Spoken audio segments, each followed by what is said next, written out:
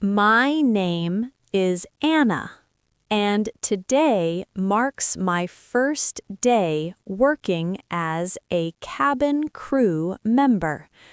I'm filled with both excitement and anxiety. My uniform is brand new, and my hair is styled back in a tidy bun. I check my reflection in the mirror. Do I appear prepared? I get to the airport with plenty of time to spare. Flight 102 is headed to New York City.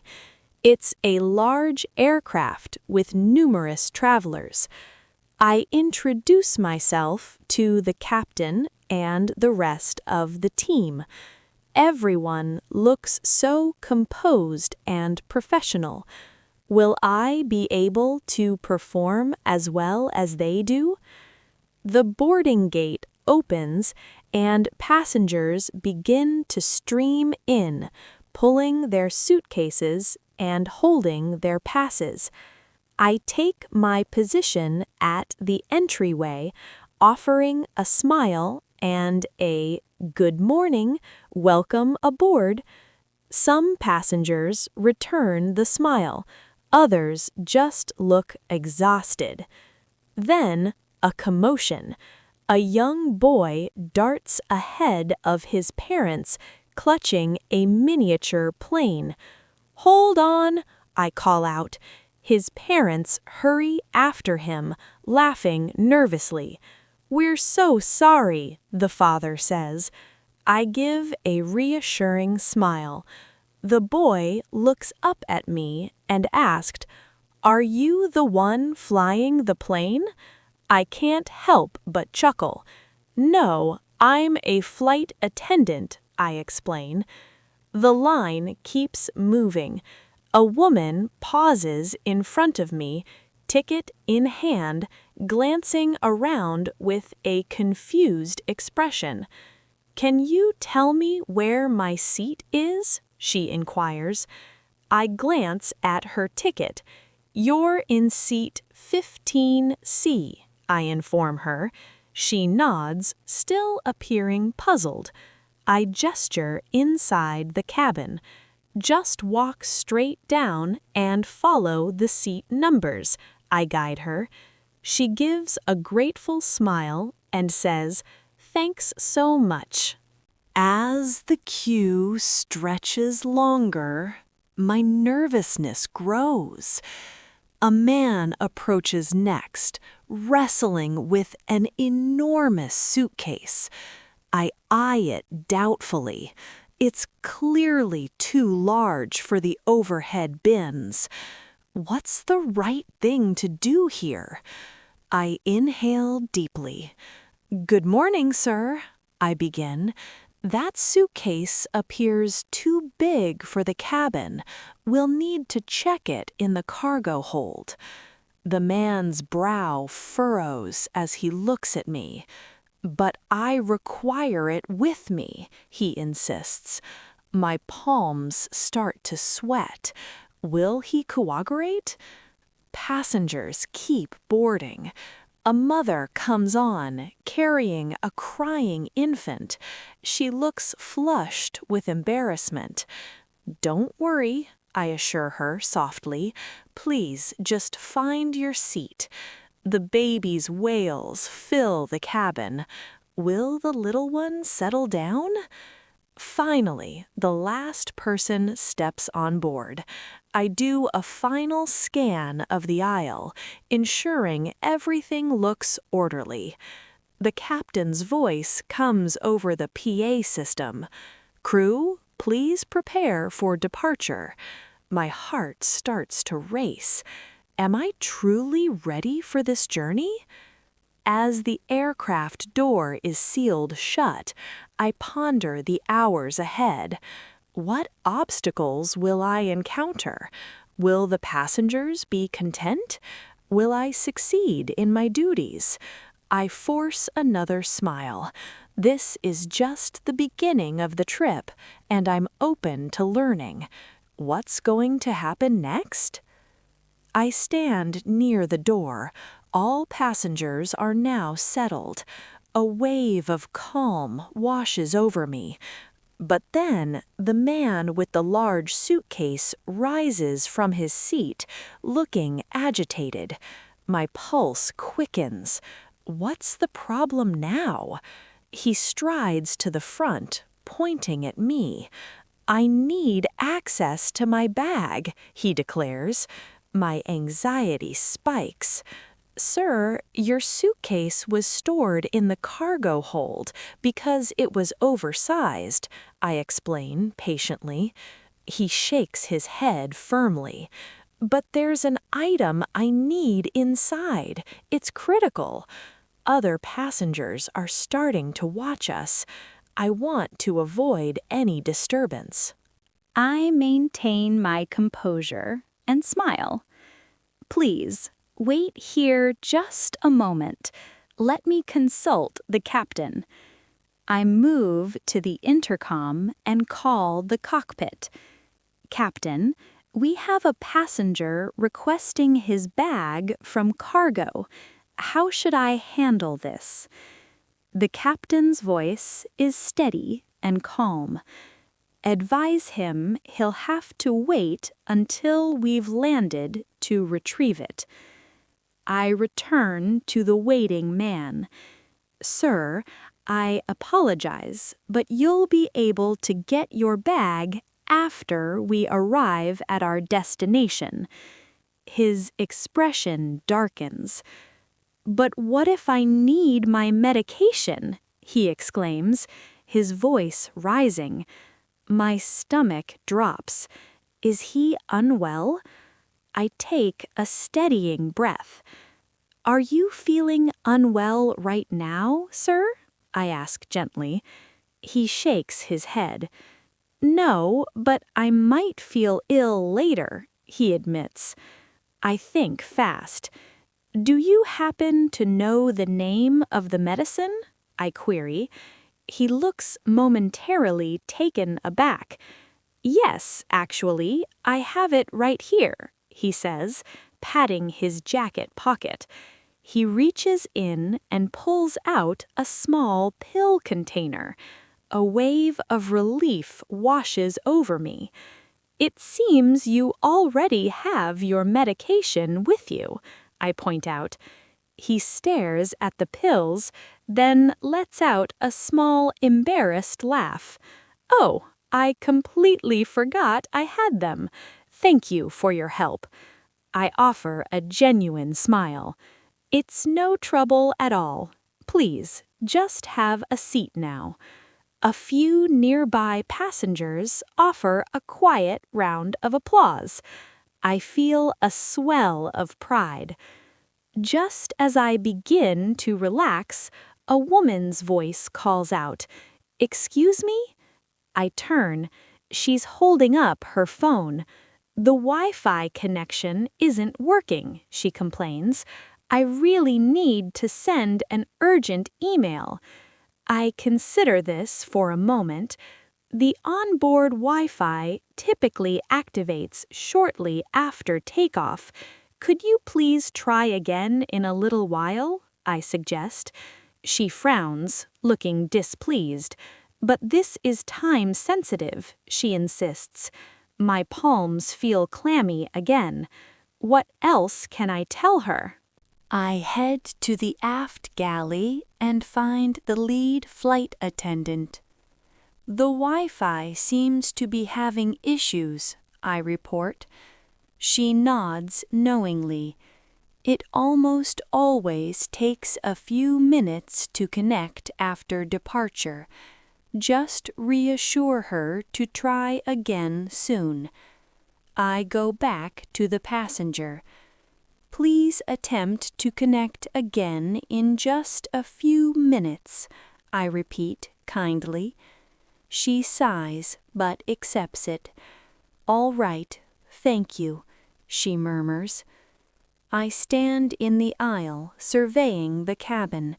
Things appear calm for the moment, but deep down I know this flight is far from finished.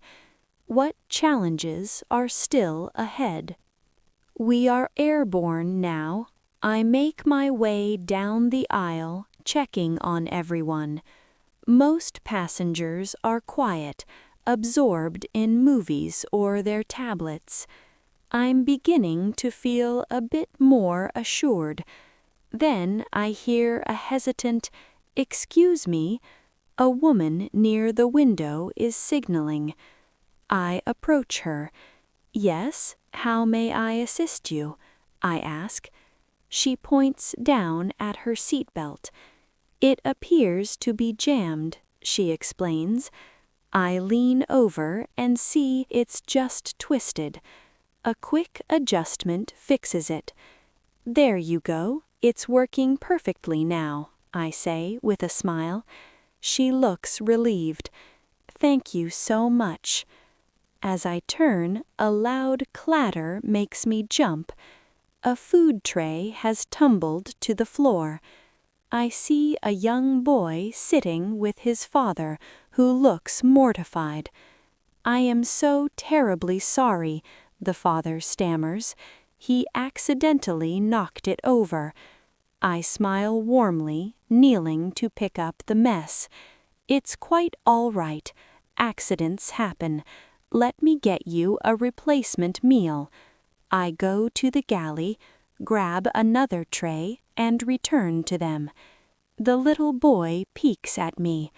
"I'm sorry," he whispers. I give him a gentle smile. "That's okay. Just be a little more careful next time, okay?" The father profusely thanks me, and I feel a little warmer inside. Right as I think about taking a brief rest, a man stands up, holding an empty cup. "Excuse me," he says, "would it be possible to get another soda?" I nod agreeably. "Of course, sir. I'll be right back with that." I walk to the beverage cart, pour his drink, and return. He accepts it with a grateful smile. "Thanks very much."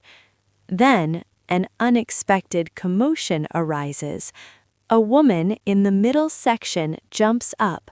"My phone is gone," she announces. Heads turn. She looks panicked.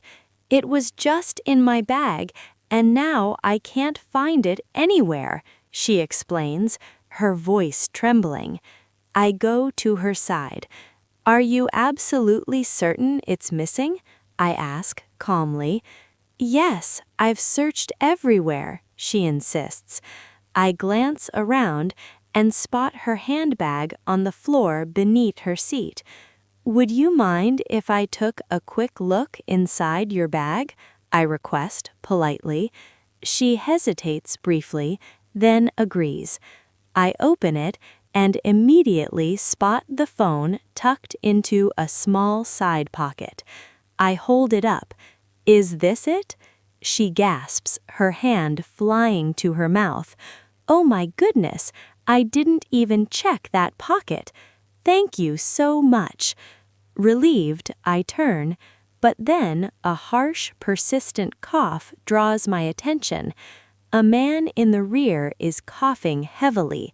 I hurry back to him. "Sir, are you all right?" I ask, concern in my voice. He nods, still coughing, unable to speak. "Can I bring you a glass of water?" I offer. He nods gratefully. I fetch the water and return. After a few sips, his coughing subsides. He takes a deep breath. "I'm okay now. Thank you very much," he says weakly. I'm glad to see he's feeling better.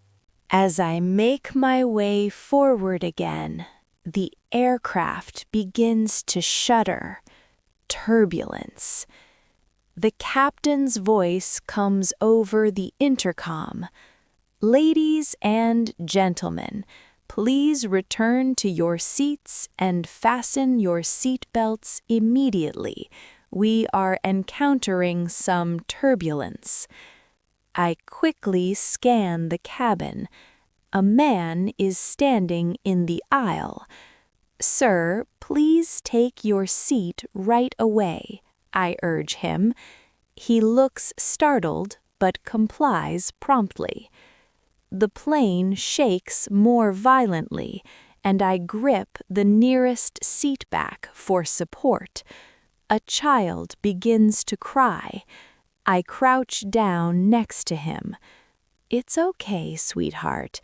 This bumpy part will be over soon," I soothe him. His mother mouths a silent thank you to me. Finally, the shaking stops. The captain's voice returns, calm and reassuring. "Ladies and gentlemen, we have now passed through the turbulent area. You may resume normal activities when the seatbelt sign is turned off. Thank you for your patience." I exhale slowly, a wave of relief hitting me.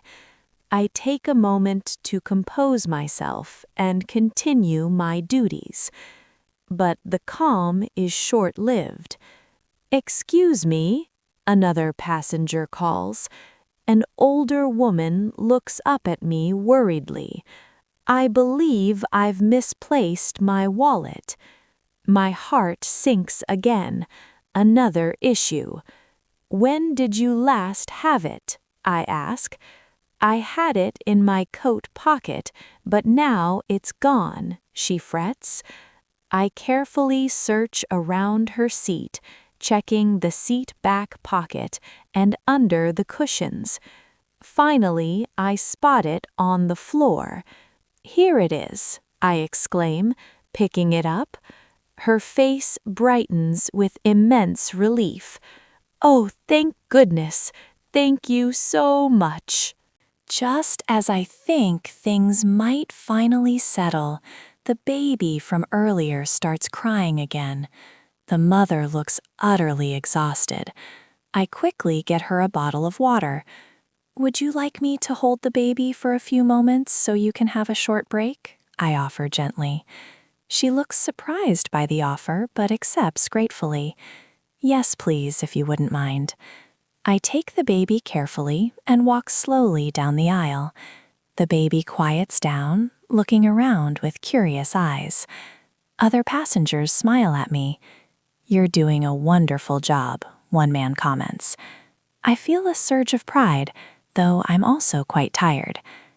After returning the now calm baby to his grateful mother, another voice calls out, "Excuse me, could you lend me a hand with my bag?"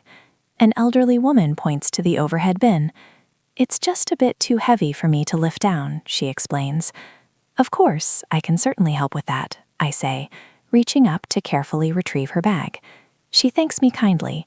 I smile in return. It's been an incredibly busy flight so far, and we still have time left in the air. I wonder what other surprises are in store. The cabin is peaceful now. Most passengers are dozing or quietly reading. I finally have a moment to catch my breath.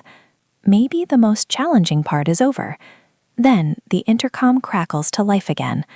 "Attention crew," the captain announces. "We are expecting some additional turbulence. Please take your seats." I immediately move through the cabin. A few passengers don't have their belts fastened. I approach them quickly. "Please fasten your seatbelt now as a precaution," I instruct. One man questions, "Is something wrong?" "No, sir, this is just a standard safety measure," I reassure him. He nods and complies. Good. But then the plane drops suddenly. Gasps fill the cabin. A cup tumbles from a tray table, spilling its contents. My heart pounds against my ribs. I grab hold of a seat. The turbulence intensifies. The baby starts wailing again. The mother looks at me, fear in her eyes. "What's going on?" she asks anxiously. I force a reassuring smile. "It's just some turbulence. It will pass shortly." Then a more serious situation unfolds. A man near the front leaps to his feet, his face pale and panicked. "I can't breathe," he yells. All eyes turn to him. I rush to his side. "Sir, please sit down immediately," I say firmly but gently. "I feel dizzy. I can't catch my breath," he gasps. I guide him into an empty seat. "Take slow, deep breaths for me," I instruct, my own voice steady despite my racing heart. I grab an oxygen mask from the emergency kit and place it over his nose and mouth. "Just breathe normally into this." The plane continues to shake. Another passenger screams, "We're going to crash." A lump forms in my throat. I have to stay in control. "We are not going to crash," I announce loudly and clearly, projecting my voice over the noise. "We are safe. Please remain in your seats with your belts securely fastened." The man with the mask begins to calm down, his breathing evening out. He gives me a weak thumbs up. I'm feeling a bit better," he manages. I nod and give him an encouraging smile. "You're doing great. Just keep breathing." A new problem emerges. A loud clatter comes from the galley. I hurry back to find a food cart has broken loose and is blocking the aisle. I wrestle it back into its locked position. Just then, the captain's voice returns, this time with a more serious tone. "Attention all crew. Prepare for a possible emergency landing." My blood runs cold. Emergency landing? I look at the senior flight attendant. She meets my eyes and gives a firm, professional nod. "Follow the procedures," she says calmly. I grab the safety manual, my hands trembling slightly, and walk to the front of the cabin. My voice wavers at first, but I project it clearly. "Ladies and gentlemen, we are preparing for a potential emergency landing. Please listen carefully to the following instructions." I demonstrate how to use the oxygen masks. Pull the mask down towards you. Place it firmly over your nose and mouth. Secure the elastic strap around your head. Breathe normally. A woman raises her hand, her eyes wide. "Are we going to be okay?" she asks, her voice small. I look directly at her. "Yes, our pilots are highly trained for situations like this. We are going to follow their instructions, and we will get through this together. You are safe." The passengers listen with rapt attention. The plane shudders again, but this time no one screams. They are all watching me. The pressure is immense, but I hold on to my composure. The captain's voice returns. "Crew, prepare for landing." I take a deep, steadying breath. The plane begins its descent. My palms are slick with sweat, but my focus is absolute. Suddenly, the little boy who spilled his food earlier starts to cry. His father looks helpless, trying to comfort him. I kneel beside them. "It's okay, sweetie," I say softly. "We're going to be landing very soon, and everything is going to be just fine." The plane lurches one last time. I brace myself against a seat. Through the window, I see the runway rushing up to meet us. The wheels make contact with the ground with a jolt and a screech of rubber. The plane bounces slightly, then stabilizes, slowing rapidly. Then, stillness. The roar of the engines winds down. The captain's voice comes over the speaker, filled with relief. "Ladies and gentlemen, we have landed safely in New York. Welcome. Thank you for your cooperation and calmness during that situation." The cabin erupts in applause and cheers. A wave of utter relief washes over me, so powerful it almost makes my knees buckle. I stand up, a genuine smile breaking across my face. "Thank you all for staying so calm," I say to the passengers. "Please remain seated with your seatbelts fastened until the aircraft has come to a complete stop at the gate." The man I gave the oxygen mask to catches my eye. "Thank you for helping me back there," he says sincerely. The mother with the baby smiles at me, exhaustion and gratitude mingling on her face. "You were incredible," she says. I feel deeply proud, yet completely drained.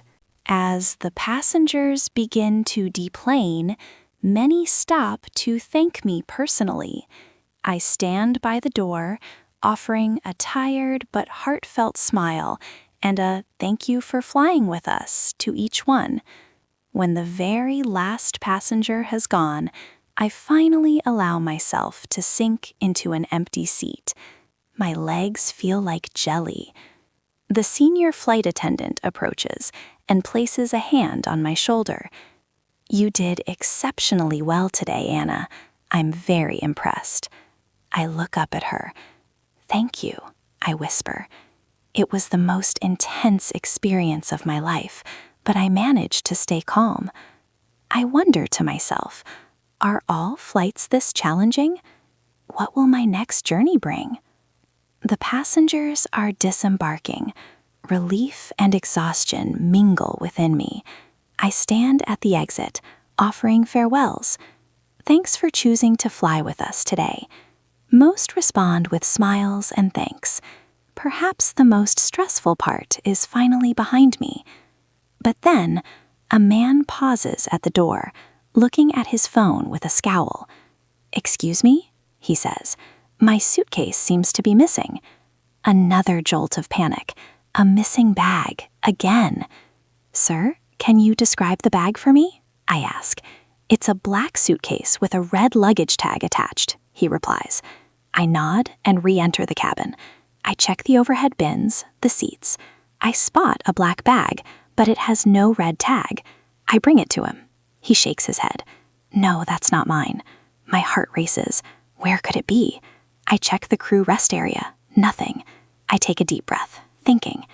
Then it clicks. "Sir," I say, "did you possibly check your bag at the gate?" His eyes widen in realization. "Oh no, I think I did. I handed it over right before boarding." I smile and nod. "Yes, that's correct. Gate-checked bags are placed in the cargo hold. You'll be able to pick it up at the baggage carousel inside the terminal." He looks embarrassed but immensely relieved. "Thank you. I completely forgot I did that." I head back to the cabin, thinking the surprises are surely over. "Excuse me," a voice calls from behind me. A woman holds up a thick envelope. I discovered this underneath my seat. I take the envelope. It's bulky and marked "important documents" on the front. But there's no name. Who does it belong to? I show it to the senior flight attendant. "What's the procedure for this?" I ask. "We need to check with any passengers still nearby. Someone might be looking for it," she advises. I hurry off the plane and see a man speaking anxiously to the gate agent. He's patting his pockets, shaking his head. "Sir, excuse me," I call out. "Are you missing something important?" He spins around. "Yes, my documents." I hold up the envelope. His face transforms with relief. "Thank you so much. These are absolutely vital." As I return one last time to the now empty cabin, the captain calls out to me. "Anna," he says warmly, "you handled every situation today with great skill and quick thinking. Well done." I smile, genuinely touched. "Thank you, Captain." I finally sit down, closing my eyes for a moment. The flight is finished, but I've learned a valuable lesson. Being a flight attendant is full of unexpected twists. I wonder what new challenges my next flight will hold. The aircraft is silent now, empty of passengers. I take a moment just to breathe. My inaugural flight is complete, but my mind is still buzzing with the day's events. The lead flight attendant approaches, a genuine smile on her face. "Excellent work today, Anna. You managed every situation with poise." I return her smile. "Thank you. It was far more demanding than I ever imagined." We start the post-flight cleanup, collecting discarded cups and wrappers. Beneath a seat, I spot something small and furry, a stuffed animal. It looks well-loved, probably belonging to a child. I think of the little boy who spilled his meal earlier. Could this be his? My heart aches for him. He'll be so sad when he realizes it's missing. I take the toy to the gate agent. Could you please hold on to this in case someone comes looking for it? I ask. She nods agreeably. Of course, happy to. As I am about to walk away, a familiar voice calls out. I turn. It's the father, holding his young son's hand. The boy's face is downcast. Did anyone happen to find a toy? The father asks hopefully. I hold up the stuffed animal. Would this be it? The boy's face instantly lights up. Yes, that's my airplane buddy, he exclaims, grabbing it and hugging it tightly. The father looks incredibly grateful. You've truly made his day. Thank you so much. I smile warmly. I'm so glad I could return it. I head back onto the plane to complete my tasks. The captain emerges from the cockpit. Anna, he says, his tone approving. I observed your work today. You remained composed under pressure and took excellent care of our passengers. You should be proud. I feel a warmth spread through me. Thank you, sir. I was nervous, but I just tried my best to help. Walking out of the airport, the cool evening air feels refreshing on my skin. The sky is painted in beautiful shades of orange and pink as the sun sets. I smile to myself. My first day was filled with unpredictable moments, from panicked passengers to missing items, and even an emergency situation. But I made it through. And more than that, I saw the happy faces. The man who got his vital documents. The boy who was reunited with his beloved toy. The mother who felt supported. I realized that this job is so much more than serving drinks or demonstrating safety procedures. It's about connecting with people, maintaining calm in chaos, and creatively solving problems. My first day was full of surprises, and I survived. What will my next flight bring? I don't know the answer, but I feel ready and eager to find out.